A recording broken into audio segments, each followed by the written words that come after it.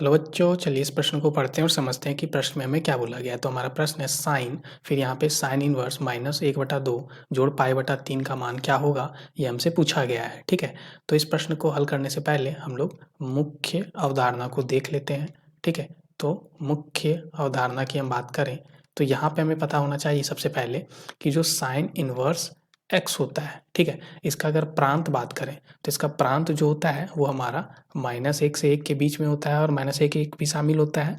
और जो सह प्रांत होता है वो हमारा क्या होता है, -π/2 से लेके π/2 के बीच में। ठीक है, तो ये हमें पता होना चाहिए। अभी सबसे पहले अगर हम प्रश्न को हल करना चाहते हैं तो इसे मुख्य अवधारणा पे हम इस प्रश्न को हल करेंगे। तो यहाँ पे इस प्रश्न को हल करने के लिए सबसे पहले हम देखें तो हमारा क्या लिखा हुआ है, साइन इनवर्स -1/2, इसका मान पहले हम निकाल लेते हैं।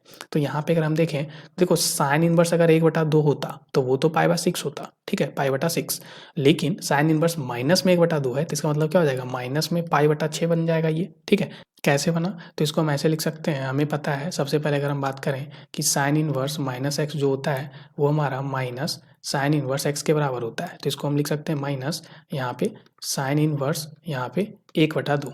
ठीक है, अब साइन इनवर्स 1/2 π/6 होता है तो ये हो जाएगा माइनस में π/6, इसलिए हमने -π/6 लिख दिया।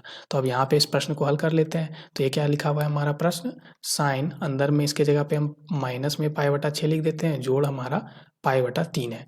तो ये क्या बन जाएगा हमारा साइन यहाँ पे π/6 यानी कि 1/2।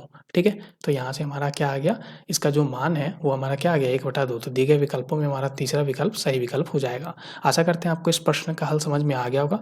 धन्यवाद बच्चों।